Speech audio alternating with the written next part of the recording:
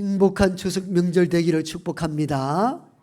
네, 추석 명절이 길게 또 우리에게 와 닿아 있는데 오고 가는 모든 교통편도 하나님께서 안전하게 지켜주실 줄로 믿습니다.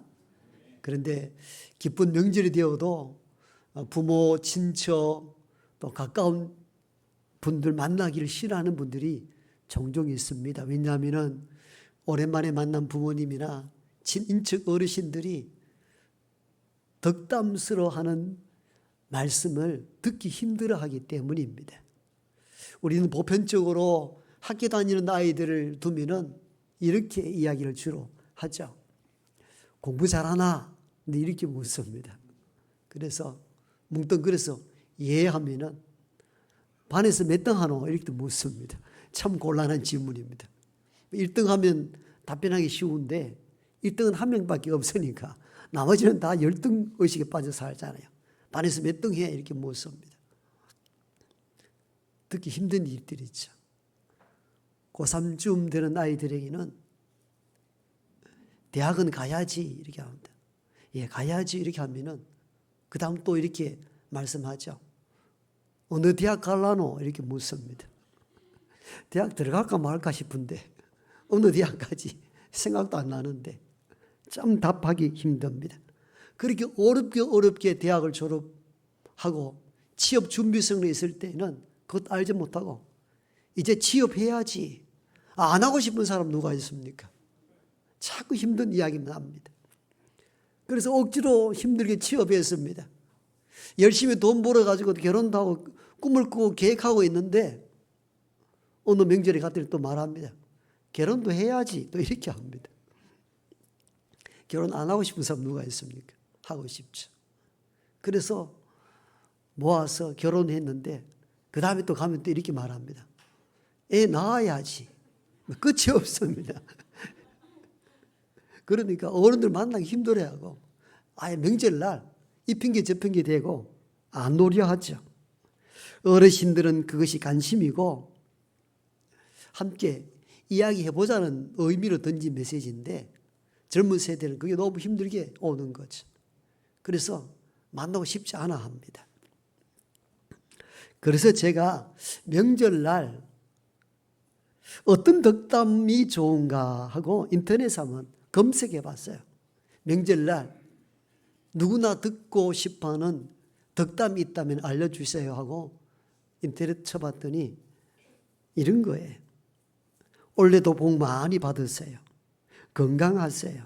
행복하시고요. 좋은 일만 가득하길 바랍니다. 너무 상투적이고 너무 일반적 덕담들이에요. 그러다가 명절날 기독교인들은 어떤 덕담을 하면 참 좋을까 고민을 하다가 오늘 본문을 선택했습니다. 오늘 본문에 한정하여서 기독교인은 또는 우리 주변 사람들에게 우리 후손들에게 이런 덕담을 건넸으면 좋겠다는 마음이 들었습니다. 그 첫 번째 기독교인에서 던질 수 있는 덕담이 하나 있다면 그건 좀 분위기가 무겁지만도 죽음에 대한 이야기를 할 필요가 있겠다는 생각을 가졌습니다. 명절에 어울리지 않는 주제이긴 합니다. 그러나 가끔 가족이 다 모였을 때에 가정 예배를 통해서라도 죽음에 대한 진지한 대화가 때로 필요로 합니다. 왜냐하면 죽음에 대한 이야기는 슬픔과 절망, 좌절에 대한 이야기를 하려 한 것이 아니라 현재를 어떻게 살 것인가, 현재의 소중함을 깨달아 알도록 하기 위함입니다. 죽음이라는 이 주제를 놓고 이야기한다는 것은 죽음 자체를 말하는 것이 아니라 죽음이 언젠가 찾아올 수 있기 때문에 현재가 얼마나 소중한 것인가를 알도록 하기 위한 장치로서 죽음에 대한 이야기를 담론화시키라는 것입니다. 오늘 우리가 읽은 본문은 열왕기상 2장입니다. 아버지 다윗이 막 왕위에 올라선 아들 솔로몬에게 한 첫 번째 메시지가 오늘 우리가 읽은 본문입니다. 다윗은 왕이 된 아들 솔로몬에게 바로 이렇게 말합니다. 2절이죠. 내가 이제 세상 모든 사람이 가는 길로 가게 되었다. 사실 이 자리가 축하해야 될 자리거든요. 솔로몬이 왕이 되는 과정은 나중에 좀 다루겠습니다만 굉장히 복잡하고 정치적인 혼란이 극심하였습니다.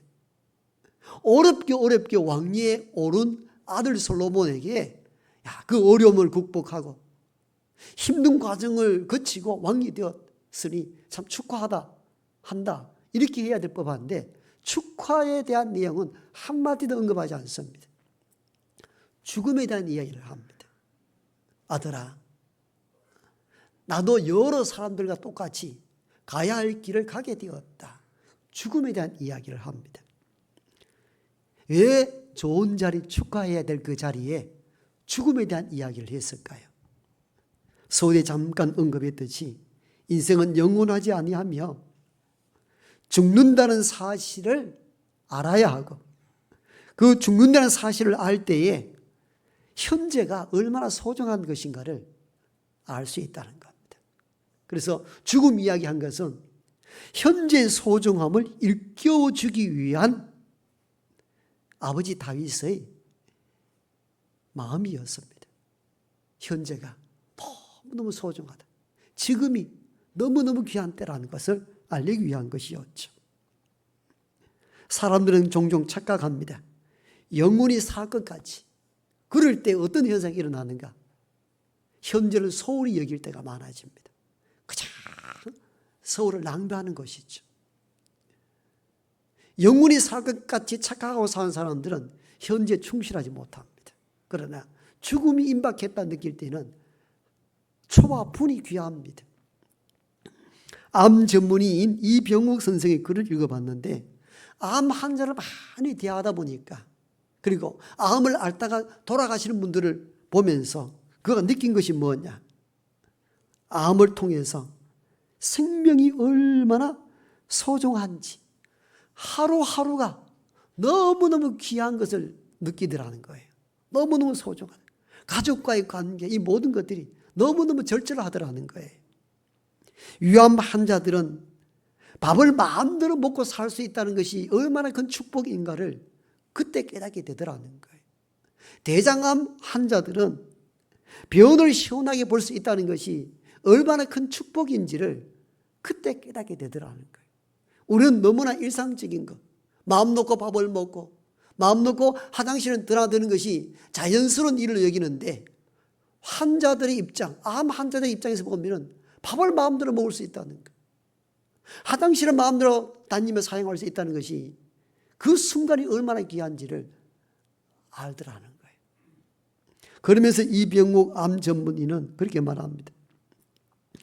때로는 암이나 암으로 인한 죽음은 현재의 소중함을 알게 해주더라는 거예요. 그런 의미에서 죽음의 이야기는 유익할 때가 많습니다.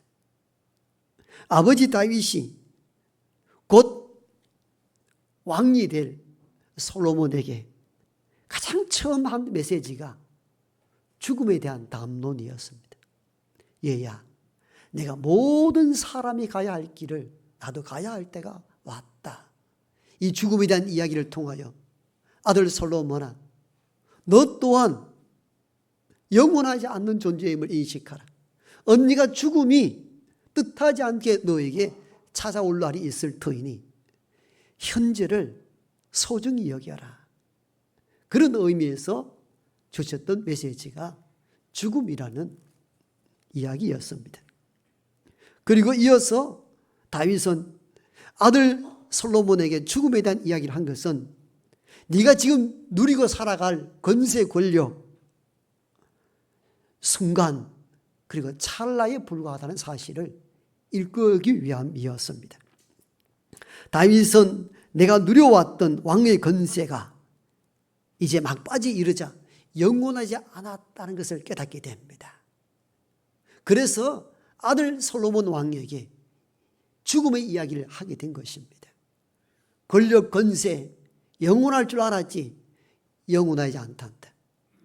이 아비가 모든 사람이 가야 할 길을 가 죽음에 이르듯이 너 또한 왕의 권세, 권력 영원하다고 남용하거나 그 권력을 오용하지 말라 말씀합니다.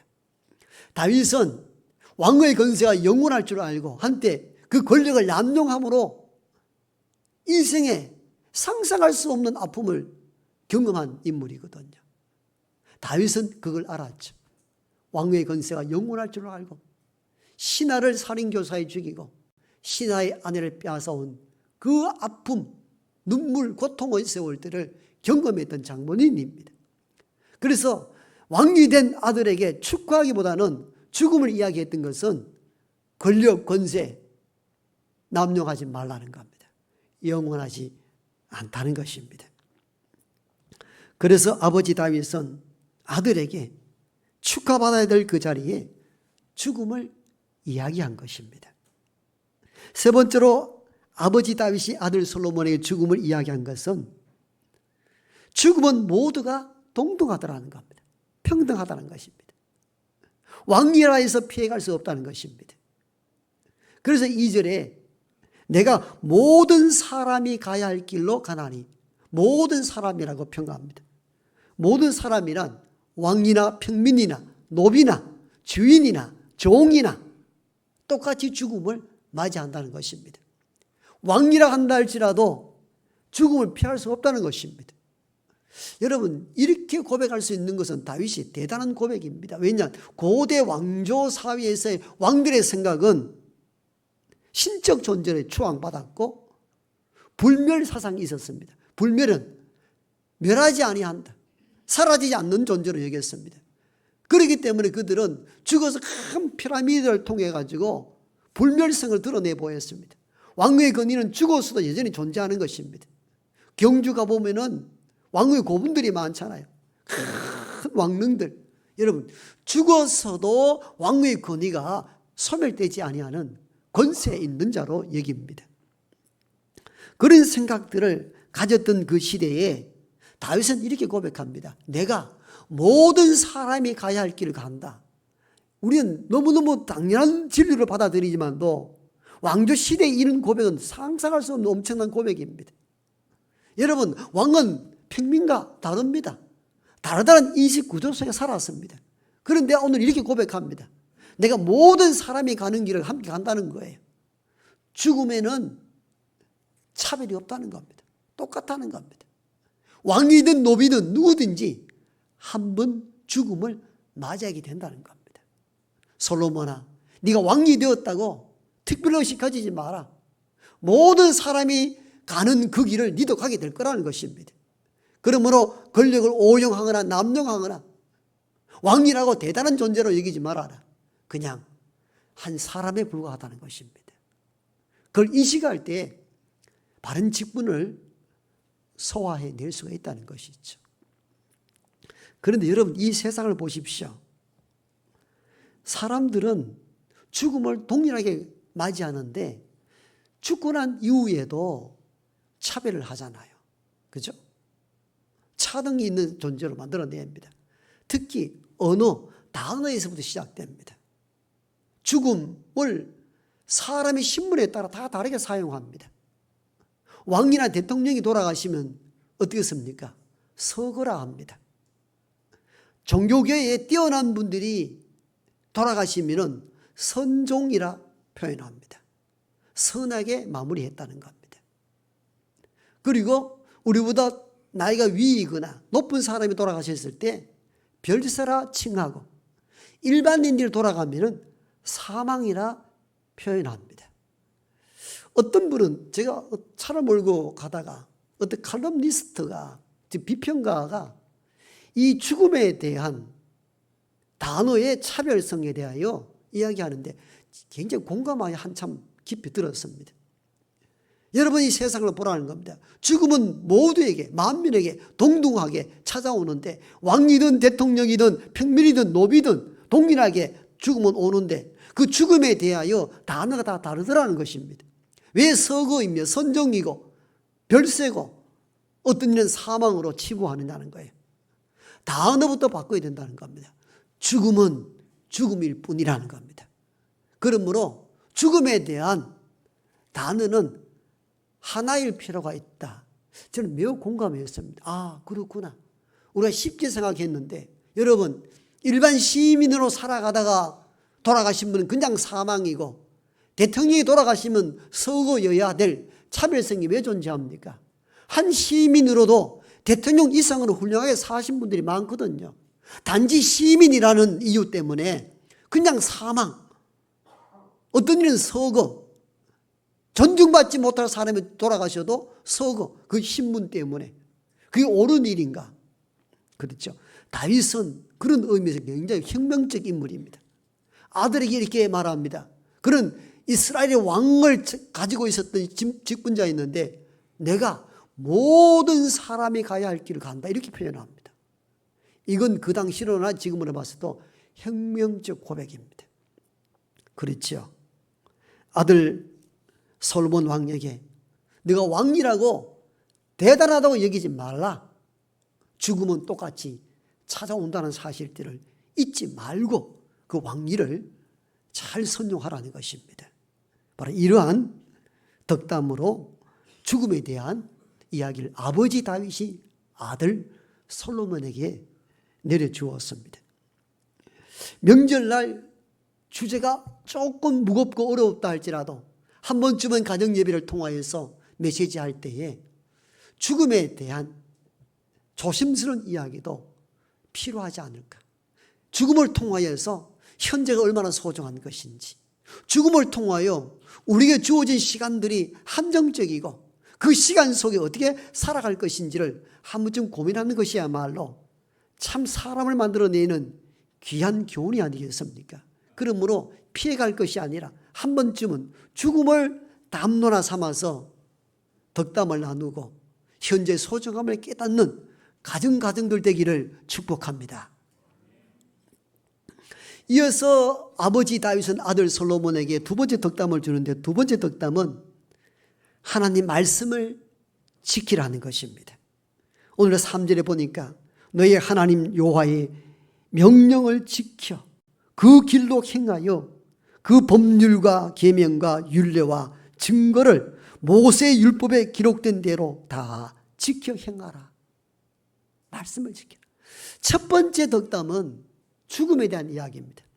죽음에 대한 이야기를 한 것은 앞에 말씀드린 것처럼 현재가 소중하다는 것을 알리기 위함이고, 그 다음 말씀을 지켜 행하라는 두 번째 덕담은 현재를 어떻게 잘 살 수 있는 것인가, 그 길을 보여주는 장면입니다.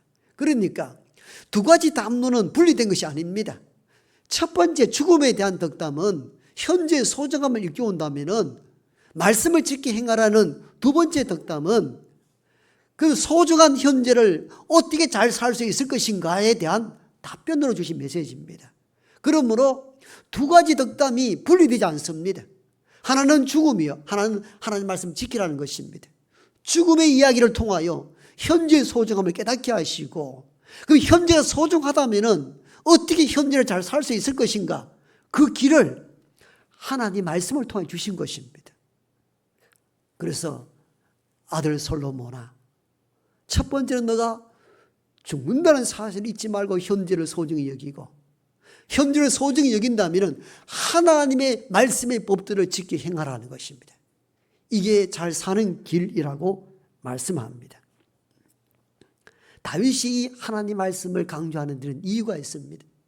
다윗이 하나님 말씀의 법도에 살았을 때에는 모든 것이 평탄하고 행복하고 성취감이 있었습니다. 여러분, 그가 목동 일대의 아버지의 명에 의하여서 블레셋과 전쟁터에 나가 있는 형의 안부를 알아보기 위하여 떡을 사서 전쟁터에 나갔는데, 거대한 골리앗이 앞에 나서서 야, 우리가 다 싸울 필요가 있느냐, 이스라엘 가운데 한 명, 블레셋 가운데 한 명 1대1로 대결하여 이긴 자가 승리하는 국가가 되자, 진 자는 우리의 노예가 되자, 다 싸울 필요 없다, 나오라. 그런데 사울의 휘하의 장군과 군사들이 아무도 거대한 골리앗 앞에 나서서 대꾸 한번 하지 못하고 벌벌 떨고 있습니다. 이것을 본 어린 소년 다윗이 나섰죠. 우리가 아는 내용입니다. 골리앗을 향하여 너는 칼과 창과 단창으로 내게 오거니와 나는 네가 모욕하는 만군의 여호와 이름으로 내가 너에게 간다. 물맷돌로 이 말에 맞춰 그를 쓰러뜨리잖아요. 그때에 다윗은 하나님 말씀대로 살았던 인물입니다. 네가 모욕하는 하나님의 이름, 말씀에 충만하여서 오는 뜨거움, 열정, 용기, 담대함. 그로 인하여 그는 이후에 이스라엘의 왕이 됩니다.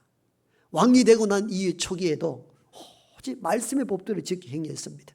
열왕기상 14장에 보면 다윗에 대한 평가를 이렇게 내립니다. 물론 이 말씀은 당시 말씀을 행하지 않고 지키지 않는 여로보암 왕의 잘못을 지적하기 위한 메시지였지만도 그 대목 속에 다윗이 얼마나 말씀을 지켜 행했는지를 알 수 있습니다. 열왕기상 14장에 보면 여로보암의 아내에게 내 종 다윗이 내 명령을 지켜 전심으로 나를 따르며 나 보기에 정직한 일만 행하였음과 같이 아니하고. 왜 여로보암은 선조왕 다윗 왕처럼 하나님 말씀 법도를 지키 행하지 아니한가? 이 대목을 보면은 다윗이 얼마나 말씀 가운데 살았던 인물인가를 알 수가 있습니다. 그리하여 나라가 평안하고 경제적으로 번성한 때를 누렸던 인물이 다윗이었습니다. 다윗이 이 경험, 말씀을 지켜 행할 때에 현재의 은혜와 부흥이 넘친다는 사실을 알았습니다. 그래서 아들에게 말씀을 지켜 행하라 말씀한 거예요. 그러나 한때 말씀을 잊어버리고 말씀을 따라 행하지 아니함으로 타락된 길을 걷다가 집안이 망하고 피폐한 삶을 살았던 일들도 다윗이 경험한 인물입니다. 그것이 곧 밧세바 사건입니다. 그 사건, 충신된 신하를 전쟁터에 내보내어 살인교사에 죽이고 그 아내를 빼앗아 옴으로 말미암아 백주대낮에 아들이 아버지 다윗의 후처를 범하게 되고 아들들이 아버지 반란을 일으켜서 왕이 되겠다고 덤비고 그로 인해 아들이 죽고 상상할 수 없는 가정의 분란이 계속 발생합니다. 이 아픔을 모두 경험했던 인물이 다윗입니다. 말씀의 법대에 살 때 오는 은혜와 법대로 떠났을 때 오는 고통을 다 알았던 아버지 다윗은 이제 왕이 된 아들 솔로몬에게 첫째는 너도 죽을 수 있다는 죽음에 대한 이야기를 이야기하고 두 번째는 말씀을 지켜 행하라.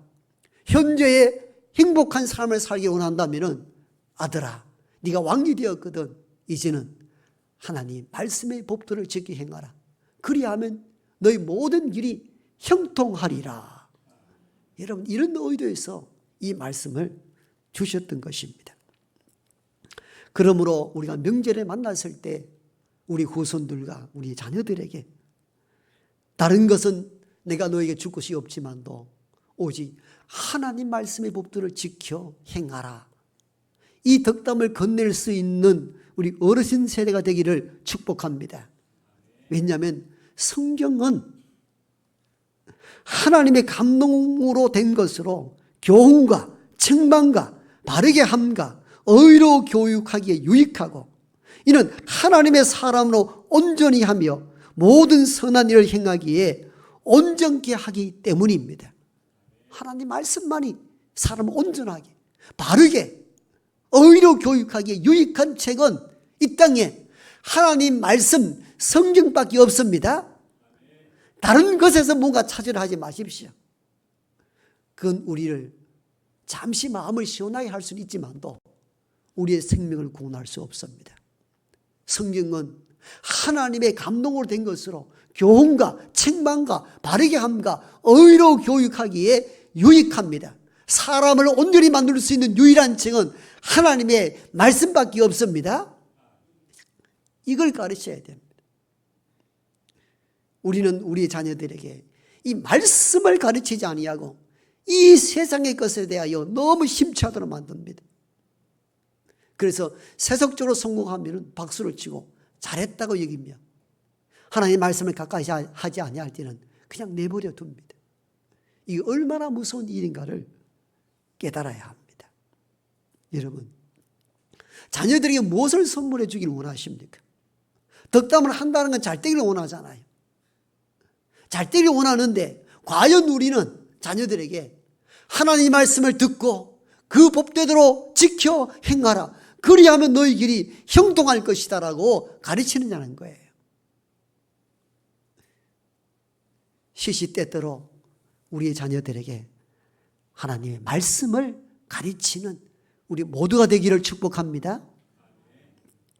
그리고 다윗이 아들 솔로몬 왕이 즉위에 있을 때에 말씀을 강조했던 두 번째 배경이 있습니다. 네가 왕이 된 건 하나님의 은혜라는 겁니다. 그러니 하나님의 은혜의 말씀을 붙잡고 가야 된다는 것입니다. 다윗을 이어 왕이 될 사람은 사실 솔로몬이 아니었습니다. 솔로몬은 적자가 아닙니다. 서자 중에 서자입니다. 갈로 바뀐 인물입니다. 다윗의 첫 번째 아들이 누굽니까? 고대 왕조는 주로 장자가 계승합니다. 장자가 계승할 수 없을 때는 찾아갑니다. 그래서 솔로몬은 누굽니까? 여러분, 신하의 아내를 빼앗아 온 그 바세바에게서 난 아들이란 말이죠. 그 정통성이 없단 말이에요. 솔로몬이 왕위를 차지할 수 있는 근거가 없단 말이에요. 그런데 첫째 아들 암논은 이복 여동생 다말을 강간함으로 말미암아 동생 압살롬에게 살해당해 죽어버렸습니다. 암논이 끝나버렸어요. 둘째 아들은 길리아인데 길리아는 별로 존재 가치가 없었어요. 성경에 길리아를 언급한 부분이 별로 없습니다. 아마 조용히 살다가 소멸된 인물로 보여집니다. 셋째 아들은 우리가 알고 있는 압살롬입니다. 다말의 친오빠이고 이제 서열상으로 압살롬이 왕이 될 차례인데 아버지 다윗이 형 죽였다고 만나주질 않습니다. 여기 분노하여서 쿠데타를 이렇게 왕으로 활동하다가 다윗의 장군에게 목 베어 죽어버렸죠. 그럼 첫째, 둘째, 셋째 다 사라졌습니다. 그 넷째가 차례가 됐어요. 이가 아도니아입니다. 그런데 아도니아 자기 차례가 왔는데 아버지 다윗의 마음이 솔로몬에게 가 있습니다. 솔로몬을 통하여 왕을 세우려고 합니다. 여기에 분노한 넷째 아들 아도니아가 쿠데타를 일으키잖아요. 아버지의 장군 요압과 제사장을 회유하여서 이 세상 이러면 되느냐고. 솔로몬이 누구냐고. 바사바의 아들인데 어떻게 그에게 왕을 줄 수 있느냐고. 이 정치적인 암투가 벌어지게 되고 아도니아가 측근들을 회유하여서 왕으로 옹립하게 됩니다. 여기에 긴급한 사항을 깨닫게 된 선지자 나단이 바세바를 찾아갑니다. 이래 두었다가는 솔로몬은 완전히 폐위가 되고 죽게 될 것이라. 처음 약속했던 대로 다윗에게 찾아가서 솔로몬을 왕위로 옹립하게 해달라고. 이렇게 하여서 바세바가 급히 남편 다윗을 찾아가게 되고 이리하여 급주하여 솔로몬이 왕위에 오르게 됩니다. 이 복잡한 정치적인 암투 벌어진 사건들이 어디에 기록되어 있는가 하면 바로 앞장 열왕기상 1장에 기록되어 있습니다. 여러분, 이건 단순한 문제가 아니라 아주 정치적인 암투가 굉장했습니다. 치열했습니다. 결국은 솔로몬이 왕위에 오르고 백성들이 우리의 왕이 솔로몬이라는 외침의 소리를 듣고 아도니아 측은 다 흩어지게 되고 끝이 납니다. 결국은 그리하여서 어렵게 솔로몬이 왕위에 오르고 되고 왕위에 오르고 난 뒤에 바로 아버지 다윗과의 만남이 오늘 우리가 읽었던 본문입니다. 이 배경을 알고 이 본문을 읽으면은 다윗이 솔로몬에게 왜 죽음을 이야기한 것인지, 왜 말씀을 주장한 것인지를 이해하게 됩니다. 너도 죽을 뻔했다는 겁니다. 아도니아에 의해서 처형당할 위기에 놓였는데 아버지 다윗은 알았죠. 모든 사람이 죽을 것이라는 것. 죽음을 각오하고 현재를 소중히 여겨라. 그리고 현재를 소중히 여기는 자는 결국은 하나님 말씀을 따라야 된다는 겁니다. 왜? 네가 산 것이 하나님의 은혜라는 것입니다. 네가 왕이 된 것 하나님의 은혜라는 것입니다. 서자 중에 서자인 솔로몬이 왕이 될 길이 없었습니다. 왕이 될 수 없는 구조입니다. 그러니까 아도니아가 쿠데타를 벌인 거죠. 솔로몬에게 갈 수 없다는 겁니다. 맞는 이야기입니다. 그 시대의 왕조의 흐름을 보면 다윗은 그걸 알았죠. 그래서 어렵게 쿠데타를 극복하고 왕이 된 솔로몬에게 아들아, 하나님 말씀의 법도를 지켜야 한다. 그래야 너희 길이 형통할 것이라. 네가 산 것 하나님의 은혜고 네가 왕이 된 것 하나님의 은혜이니 하나님의 은혜의 말씀을 붙잡으라는 것입니다. 이게 네가 살 길이라 명한 것입니다. 명절날 우리가 후손들을 만나면 무슨 이야기를 할 것입니까? 가끔은 어렵고 무거운 주제지만도 죽음에 대한 대화도 한 번쯤 필요로 합니다. 그래서 인생을 돌아보게 하시고 지금 현재 시간이 얼마나 소중한 것인가를 깨달아 알게 하는 것도 후손들에게 값진 교훈이 될 것입니다. 그리고 빠짐없이 후손들에게 줘야 될 덕담은 하나님의 말씀을 듣고 지켜 행하게 하는 일입니다. 세속적인 성공을 했다고 자녀들을 추앙하고 믿음 없이 사는 것에 대하여 적당히 넘어가는 일은 자녀를 망하게 하는 길입니다. 자녀를 붙잡고 말씀의 법도 아래 살지 아니할 때 다윗처럼 솔로몬에게 이야기해야 됩니다. 하나님의 율례와 법도와 하나님의 말씀을 지켜 행하라. 그리하면 너희 가는 길이 형통할 것이라. 여러분 3절을 보십시오. 너희 하나님 여호와의 명령을 지켜 그 길로 행하여 그 법률과 계명과 율례와 증거를 모세의 율법에 기록된 대로 지켜라. 그리하면 내가 무엇을 하든지 어디로 가든지 형통할지라. 아멘. 우리는 다 형통을 꿈꾸잖아요. 하나님도 저와 여러분이 형통하기를 바라십니다. 그런데 아무것도 안 하고 형통하기를 바라는 것은 기복주의입니다. 형통하는 데는 법이 있다는 겁니다. 하나님의 말씀과 율례와 법을 지켜 행하라는 것입니다. 그리하면 어디로 가든지 무엇을 하든지 하나님께서 형통케 해주실 것이라는 것입니다. 이 명절에 이 말씀 붙잡고 선포함으로 말미암아 우리 모두와 우리 후손들이 모두가 형통의 은혜를 입는 복된 가정 되기를 축복합니다.